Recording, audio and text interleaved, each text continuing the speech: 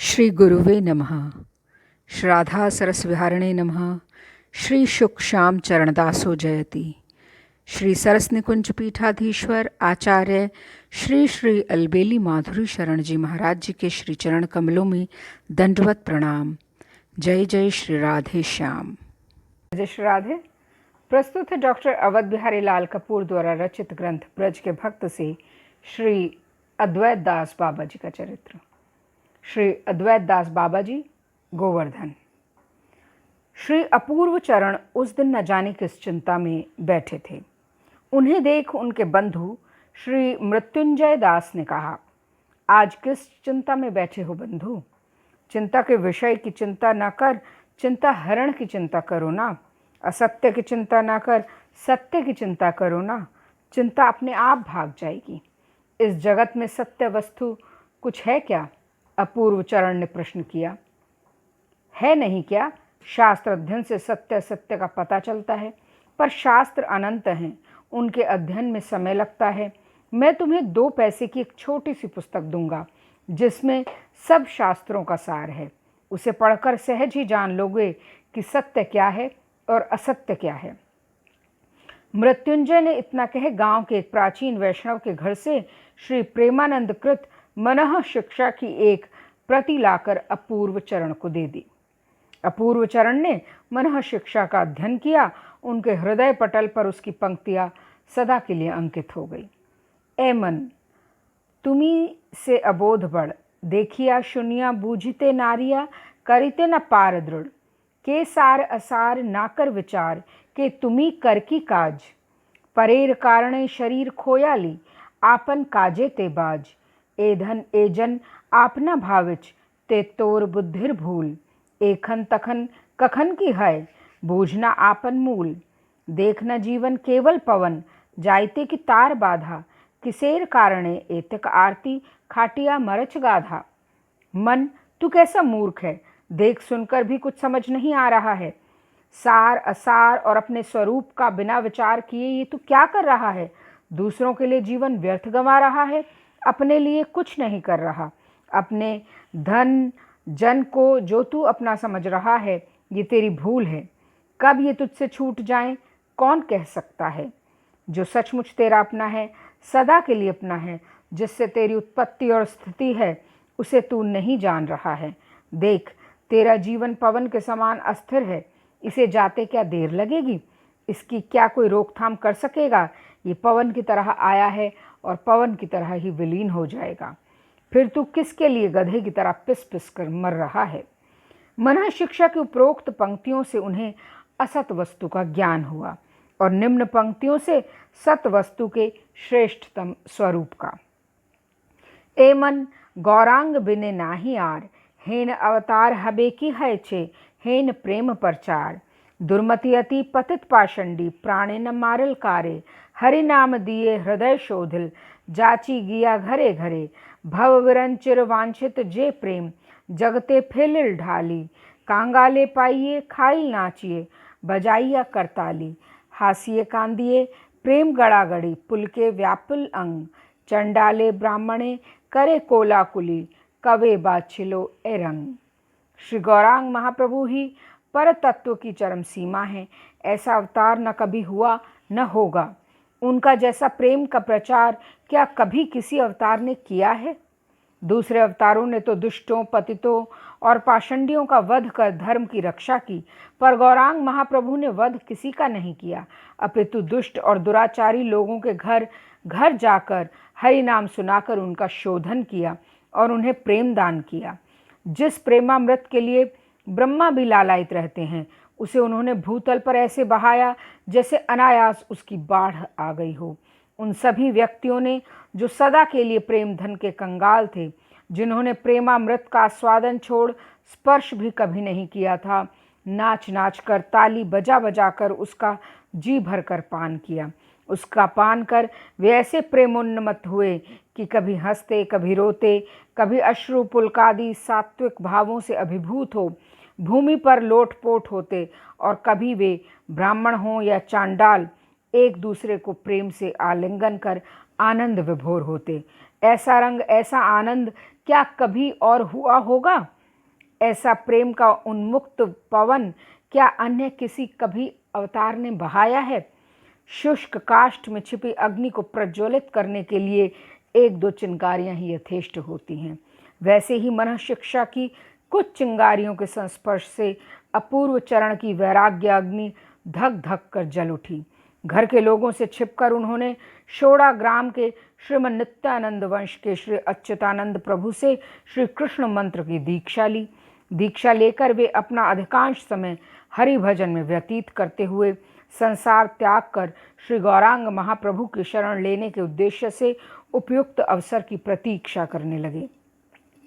अपूर्व चरण का जन्म गौड़ मंडल के मेदिनीपुर जिले के अंतर्गत वैदाई ग्राम में भक्त श्रेष्ठ श्री नीलकंठ की पत्नी श्रीमती व्रजरानी देवी के गर्भ से सन 1870 में फाल्गुनी पूर्णिमा के दिन सायंकाल चंद्र ग्रहण के समय हुआ था।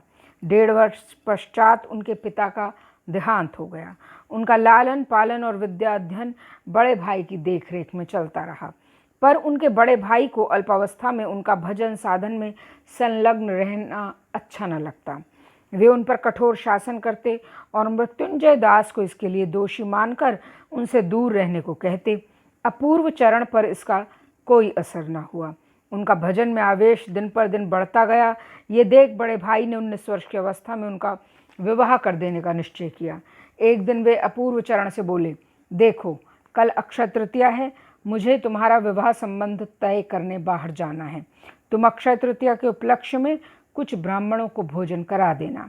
अपूर्व चरण को ब्राह्मण भोजन के लिए कुछ रुपए देकर वे चले गए। बहुत दिनों से अपूर्व चरण जिस अवसर की प्रतीक्षा कर रहे थे वो आ गया। दूसरे दिन ब्राह्मणों को भोजन करा वे मृत्युंजय दास के साथ घर से निकल पड़े। श्रीधाम नवद्वीप होते हुए मैना डाल पहुँचे। वहाँ मित्र ठाकुर महाशय के आश्रम में रहकर उनसे संकीर्तन की शिक्षा लेने लगे। निर्मल गोरा तनु के पदगान से संकीर्तन शिक्षा आरंभ की। उस पद का गान करते करते संकीर्तन पिता गौरांग महाप्रभु के भाव में इतना आविष्ट हो गए कि सोते जागते खाते पीते हर समय बिना किसी प्रकार की चेष्टा किए उनका चिंतन अपने आप होता रहता। उसी समय एक दिन रात्रि में श्रीमन महाप्रभु ने स्वप्न में उन्हें दर्शन दिए। महाप्रभु के दर्शन करते करते उन्होंने देखा कि वे एक बाबा जी का रूप धारण कर उनके प्रति स्नेहपूर्वक देख रहे हैं।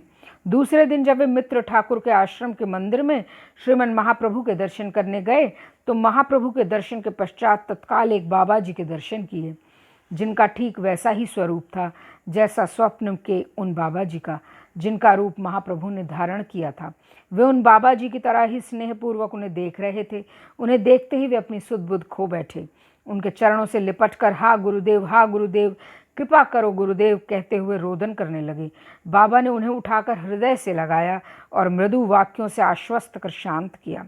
दूसरे दिन उन्हें महाप्रभु के मंदिर में ही संकीर्तन के बीच वेश देकर नाम रखा श्री अद्वैत दास। ये थे वृंदावन के श्री विष्णुदास बाबा जी महाराज, जो गोवर्धन तटवर्ती गोविंद कुंड में श्री माधवेंद्र पुरी द्वारा प्रकटित श्रीनाथ जी की सेवा करते थे और इस समय वृंदावन से मैना डाल होते हुए जगन्नाथ जी के दर्शन करने श्रीधामपुरी जा रहे थे। कौन जाने कि वे श्रीमन महाप्रभु की प्रेरणा से अपूर्व चरण को वेश देने के लिए ही मैना डाल आए थे। वेश ग्रहण कर श्री अद्वैत दास बाबा जी ने मृत्युंजय दास के साथ वृंदावन गमन किया। वहाँ वे श्री विष्णुदास बाबा जी के भजन स्थान नारंगाबाद में रहकर भजन करने लगे। विष्णुदास बाबा जी ने जगन्नाथपुरी से लौटने पर मृत्युंजय दास को भी वेश देकर नाम रखा श्री माधव दास। अद्वैत दास के घर से चले आने के पश्चात उनकी माता बहुत दुखी हुई। उनके बड़े भाई को जब पता चला कि वे वृंदावन चले गए हैं, उन्होंने पत्र लिखकर उनसे एक बार माता के दर्शन कर जाने का आग्रह किया। श्री गुरुदेव के आदेश से वे अपने जन्म स्थान गए। उन्हें देखकर माँ ने कहा, बेटा तुम जहाँ चाहो रहना, पर बीच बीच में अपना संवाद भेजते रहना और मेरे अंत समय में मेरे निकट रहना। जब वे लौटकर वृंदावन आए, गुरुदेव ने उन्हें श्रीनाथ जी की सेवा में नियुक्त कर दिया। साथ ही सिद्ध श्री मनोहर दास पंडित बाबा जी से श्रीमद् भागवत आदि भक्ति शास्त्रों का अध्ययन करने की आज्ञा दी। श्री मनोहर दास बाबा जी महाराज की कृपा से उन्होंने थोड़े ही समय में भक्ति शास्त्रों में निपुणता प्राप्त कर ली। तदनंतर वे श्री जगदानंद दास बाबा जी के साथ रहकर गोवर्धन में सिद्ध श्री कृष्णदास बाबा द्वितीय के अनुगत्य में अष्टकालीय लीला स्मरण करने लगे।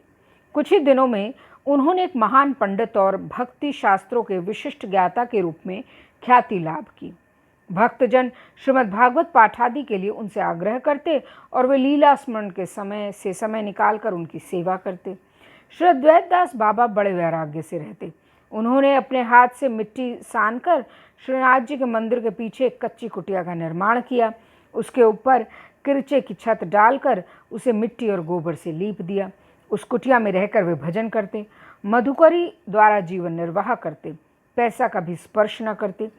एक दिन वे कुटिया में बैठे दरवाज़ा बंद कर उच्च स्वर से कीर्तन कर रहे थे। कोई भक्त उनके दर्शन करने आया और दरवाजे पर 1 रुपया रख कर चला गया। दरवाज़ा खोलते वे रुपया देखकर चौंक पड़े और 2 हाथ पीछे खिसक गए। उसी समय एक नाई जाता दिखा। उससे उन्होंने रुपया लेकर स्थान गोबर से लीप देने को कहा। जब तक रुपया वहाँ से उठ नहीं गया और स्थान को धो लीप कर पवित्र नहीं कर दिया गया, उन्हें चैन नहीं आया। पर उनका वैराग्य शुष्क नहीं था। वे कहा करते कि शुष्क वैराग्य से अहंकार बढ़ता है, हृदय कठोर हो जाता है और भाव भक्ति के उदय होने में बाधा पड़ती है। इस संबंध में वे अपने शिक्षा गुरु श्री मनोहर दास बाबा के एक विचित्र अनुभव की बात अक्सर कहा करते। श्री मनोहर दास बाबा केवल 7 घरों से मधुकरी मांगते और उससे भी दूसरे साधुओं में बांट कर खाते। कुछ दिन बाद वे केवल आटे की मधुकरी करने लगे और आटा पानी में घोलकर पीने लगे। एक दिन वे गोविंद कुंड के किनारे बैठे भजन करते करते ये सोचकर दुखी हो रहे थे कि इतना सब करने पर भी वे श्री कृष्ण की कृपा से वंचित रहे और ये सोच सोचकर अपने जीवन को बार बार धिक्कार रहे थे। उसी समय उन्हें एक विशेष स्फूर्ति हुई। उन्होंने देखा कि गिरिराज जी की गुफा से एक महात्मा निकले। उनके शरीर की दूर से चमकती हुई एक एक हड्डी, पीठ से लगते हुए पेट और जीर्ण शीर्ण बहिर्वास को देख लगता था जैसे स्वयं वैराग्य मूर्ति धारण कर चला आ रहा हो। उन्होंने गोविंद कुंड में स्नान किया, करुए में जल भरकर बाहर निकले, तटवर्ती तुलसी मंच के निकट जाकर मंच पर विराजमान गिरधारी जी को स्नान कराया। स्नान का जल नीचे एक गड्ढे में जा गिरा। उसमें से उन्होंने 2 चुल्लू जल निकाल कर पिया। फिर रो रो कर कहने लगे, हाय, अभी तक मुझे भगवत प्राप्ति नहीं हुई, फिर भी मैं जल पीता हूँ और जिंदा हूँ, मुझे धिक्कार है। इस प्रकार रोते और अपने आप को धिक्कारते हुए वे गुफा को लौट गए। मनोहर दास बाबा को 3 दिन बाद 3 बार उसी प्रकार उन महात्मा के दर्शन हुए। तब उन्होंने समझा कि महात्मा 3 दिन केवल 2 चुल्लू जल पीकर रह रहे हैं, फिर भी उन्हें भगवत प्राप्ति नहीं हो रही है। ये देख उनका अपने त्याग और वैराग्य का अभिमान जाता रहा। उन्होंने ये भी जान लिया कि प्रभु ने इसके द्वारा उन्हें ये समझाने की चेष्टा की है कि केवल शुष्क वैराग्य से उनकी प्राप्ति नहीं होती। श्री अद्वैत दास बाबा का हृदय बड़ा सरस था। कीर्तन में अक्सर उन्हें असाधारण भावावेश हो जाता। एक बार वृंदावन में श्रृंगारवट के श्री ब्रह्मानंद ठाकुर के पोष्य पुत्र और श्री चैतन्य मंगल के प्रसिद्ध गायक श्री चांपा ठाकुर महाशय ने लगातार 2 महीने चैतन्य मंगल का कीर्तन किया। श्री अद्वैत दास बाबा ने प्रारंभ से ही श्रीमन महाप्रभु के उस लीला कीर्तन का श्रवण किया। बीच में एक दिन महाप्रभु के पिता श्री जगन्नाथ दास मिश्र के परलोक गमन का प्रसंग आया। शची माँ की विरह कातर अवस्था का हृदय विदारक वर्णन किया गया। उसी अवस्था में उस दिन का कीर्तन समाप्त हो गया। उस समय बाबा विरह भाव में इतना व्याकुल हो गए कि उनके मुख से रक्त गिरने लगा। ये देख चांपा ठाकुर ने तुरंत लीला कीर्तन फिर आरंभ किया और शची माँ के विरह पनोदन के पश्चात बंद किया। तब बाबा प्रकृतिस्थ हुए। एक दिन बाबा गोविंद कुंड के दक्षिण तट पर अपनी कुटिया की छत पर बैठे नेत्र बंद किए भजन कर रहे थे। भजनावेश में उन्होंने देखा कि कृष्ण बलराम सखाओं के साथ गोचारण से वापस लौट रहे हैं। उनकी अंतर्दृष्टि उनकी रूप माधुरी में उलझ कर रह गई। वे तब तक एकटक उन्हें निहारते रहे जब तक कि वो आंखों से ओझल नहीं हो गए। जैसे ही वे आंखों से ओझल हुए, उन्होंने देखा कि गोविंद कुंड के उस पार वृक्ष रूप में एक भक्त जो उन्हीं की तरह उनकी ओर एकटक निहार रहे थे, मूर्छित हो भूमि पर गिर पड़े। उसी समय उन्होंने आंखें खोली, कुंड के उस पार जाकर देखा कि सचमुच एक वृक्ष जो अभी तक हरा भरा खड़ा था अब भूमि पर गिरा पड़ा है। कौन जाने बाबा को चिंतन में इस प्रकार की और कितनी लीलाओं का अनुभव हुआ। कभी कभी वे अपने किसी अंतरंग भक्त से किसी प्रसंग में उसका वर्णन कर दिया करते। उनके शिक्षा शिष्य श्री प्रियाचरणदास बाबा उनके विशेष कृपा पात्र थे। कृष्ण बलराम के दर्शन की उपरोक्त घटना का वर्णन उन्होंने उनसे किया था। कुछ दिन पश्चात श्री अद्वैत दास बाबा राधा कुंड में जाकर रहने लगे और श्रीमद् भागवत आदि भक्ति शास्त्रों की आलोचना कर राधा कुंड के वैष्णवों को आनंदित करने लगे। इसी बीच उन्हें गोवर्धन से अपने गुरुदेव श्री विष्णुदास बाबा जी के स्वस्थता का संवाद प्राप्त हुआ। वे गोवर्धन के लिए चल पड़े। उनके शिष्य श्री हरिदास गोवर्धन में गुरुदेव की सेवा में नियुक्त थे। जब वे मार्ग में ही थे, हरिदास ने उनसे कहला भेजा कि गुरुदेव नित्य लीला में प्रवेश कर गए। ये सुनते ही वे हा गौरांग कहकर मूर्छित हो गिर पड़े। कुछ चैतन्य लाभ कर उन्होंने हरिदास द्वारा भेजे गए व्यक्ति से कहा, मेरी अब जाने की सामर्थ्य नहीं है। हरिदास से कहना वो बाबा जी महाराज की अंत्येष्टि का यथोचित रूप से समाधान कर दे। हरिदास बाबा जी महाराज का अंतिम संस्कार कर रात्रि में गोविंद कुंड में शयन कर रहे थे। शेष रात्रि में श्री विष्णुदास बाबा जी ने स्वप्न में हरिदास से कहा, अद्वैत दास मेरे विरह में बहुत कातर हो रहा है, उससे जाकर कहो कोई दुख न करे। मैं जिस तुलसी के नीचे बैठकर भजन किया करता था, वहाँ जाकर वो पहले की तरह मुझे देख सकेगा और मुझसे बात कर सकेगा। हरिदास ने उसी दिन प्रातः काल राधा कुंड जाकर अद्वैत दास बाबा को स्वप्न का सब वृतांत कह सुनाया।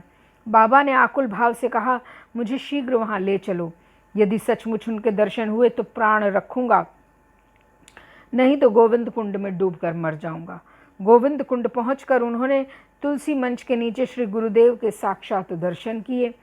उनके द्वारा भली प्रकार आश्वस्त होने पर धैर्य धारण कर पूर्ववत श्रीमद् भागवत पाठादि द्वारा लोगों की सेवा करने लगे। इस समय पूर्वोक्त श्री चांपा ठाकुर महाशय ने आकर उनसे वेश ग्रहण किया। नाम हुआ श्री कृष्ण चैतन्य दास। और भी बहुत से शिष्य हुए, जिनमें मुख्य थे श्री वैष्णवदास शास्त्री, श्री भागवत दास, श्री कुंज बिहारी दास, श्री दीन शरण दास, श्री प्रेमानंद शास्त्री, डॉक्टर अमरनाथ सेन, श्री रासगौर घोषाल आदि। सन 1962 में एक दिन श्री अद्वैत दास बाबा ने अपने सभी शिष्यों को पत्र लिखकर फाल्गुन मास के कृष्ण पक्ष में गोवर्धन आकर उनसे मिलने की आज्ञा की। दूर दूर से शिष्य आने लगे। सबको यथा योग्य उपदेश कर नवमी के दिन श्री हरिदास और श्री नित्यानंद दास से बोले, मेरे दीक्षा गुरुदेव मुझे लेने आए हैं। एकादशी के दिन निशांत होते ही जब श्रीमन महाप्रभु श्रीवास आंगन में कीर्तन आरंभ करेंगे, मैं गुरुदेव के साथ श्री श्री निताई गौर के चरणों में जा उपस्थित होऊंगा। दशमी के दिन प्रातः काल से ही शिष्य और वैष्णवगण बाबा के दर्शन के लिए आने लगे। सबको उन्होंने प्रीतिजनक वाक्यों से आनंदित किया। संध्या समय शिष्यों से कहा, तुम लोग वीरत्व कर मुझे किसी औषधि का प्रयोग न कराना, केवल मधुर हरि नाम सुनाना। मध्य रात्रि में हरिदास से बोले, नाड़ी देखकर बताओ मेरे शरीर की कैसी अवस्था है। नाड़ी देखकर हरिदास ने कहा, आप तो स्वयं ही जानते हैं, मैं क्या बताऊं। अच्छा तो थोड़ा स्थिर भाव से लेट जाऊं, कहकर मौन हो गए। शिष्यगण मधुर स्वर से श्री कृष्ण चैतन्य प्रभु नित्यानंद नाम का संकीर्तन करने लगे। थोड़ी देर बाद उनके शिष्य श्री प्रेमदास ने पूछा, बाबा क्या आप सचमुच हमें छोड़कर चले जाएंगे। उन्होंने कहा हाँ, और फिर मौन हो गए। दूसरे दिन निशांत में और एकादशी के प्रारंभ में मधुर कीर्तन की ध्वनि के बीच अपने पार्थिव शरीर को छोड़ सिद्ध देह से श्रीवास आंगन में निताई गौरांग के कीर्तन में जा सम्मिलित हुए। श्री अद्वैत दास बाबा जी महाराज के भजन के संबंध में दो बातों का उल्लेख कर देना साधकों के लिए उपयोगी होगा, जो उन्होंने अपने शिष्य श्रीमद कुंज बिहारी दास बाबा जी से कही थी। एक तो ये कि मधुर रस की लीलाओं का स्मरण उन्हें अपने साधक जीवन के प्रारंभ में लाभप्रद सिद्ध नहीं हुआ। इन लीलाओं के चिंतन से उनकी इंद्रियां चंचल होने लगी। उन्होंने लीला चिंतन छोड़कर केवल नाम जप, शास्त्र अध्ययन, कथा और कीर्तन में मनोनिवेश किया, जिससे उनका हृदय शुद्ध हुआ और धीरे धीरे लीला चिंतन का अधिकार प्राप्त हुआ। दूसरी बात उन्होंने श्री कुंज बिहारी दास बाबा से ये कही कि उन्होंने एक ऐसे सिद्ध महात्मा का संग किया जो गौड़ीय होते हुए भी शांत रस के उपासक थे। उनके संग के प्रभाव से उनका शांत रस की ओर झुकाव हो गया और मधुर रस लगभग छूट गया। मधुर रस में फिर से प्रवेश करना उनके लिए दुष्कर हो गया। 4-5 वर्ष लगातार उन्होंने अथक परिश्रम किया। श्री रूप गोस्वामी की स्तवमाल और श्री रघुनाथ गोस्वामी की स्तवावली आदि मधुर रस के ग्रंथों का लगातार अनुशीलन किया। तब कहीं शांत रस का आवेश छूटा और मधुर रस के अनुकूल चित्त में भूमिका बन सकी। इससे स्पष्ट है कि विजातीय भाव वाले महात्मा का संग, चाहे वो एक सिद्ध महात्मा का ही क्यों ना हो, साधक के लिए हानिकारक होता है। श्री अद्वैत दास बाबा जी महाराज अपने शिष्यों को प्राथमिक अवस्था में अष्टकालीय लीला चिंतन करने को मना करते। वे नाम जप पर ही पूरा बल देते और कहते कि नाम कल्पतरु है। नाम की कृपा से साधक के हृदय में लीला की स्फूर्ति आप ही हो जाती है। नाम जप के संबंध में उन्होंने डॉक्टर अमरनाथ सेन से कहा था, नाम करते समय श्रीमन महाप्रभु का ध्यान करना चाहिए। तात्पर्य ये कि जिस भाव से महाप्रभु नाम करते हैं उसी भाव से नाम करना चाहिए। महाप्रभु का भाव है विरहणी राधा का। साधक को श्री कृष्ण के अभाव में उनके विरह के भाव से भावित हो स्नेहपूर्वक नाम करना चाहिए। महाप्रभु का ध्यान करने से ये भाव सुलभ हो जाता है। 2 और बातें वे अपने शिष्यों से कहा करते जो साधकों के लिए उपयोगी हैं। कीर्तन करते समय साधक का मनोभाव ये होना चाहिए कि श्री नित्यानंद प्रभु और उसके गुरुदेव कीर्तन कर रहे हैं, वो उनका साथ दे रहा है। इस प्रकार कीर्तन करने से शीघ्र प्रेम की प्राप्ति होती है। और दूसरी बात, मधुर रस के साधक को जानना चाहिए कि मैं राधा रानी की दासी हूँ, मेरा संसार राधा रानी का संसार है। संसार के सभी कार्य करते समय उसका मनोभाव होना चाहिए कि मैं राधा रानी का ही कार्य कर रही हूँ। श्री राधा सरस बिहारी लाल की जय।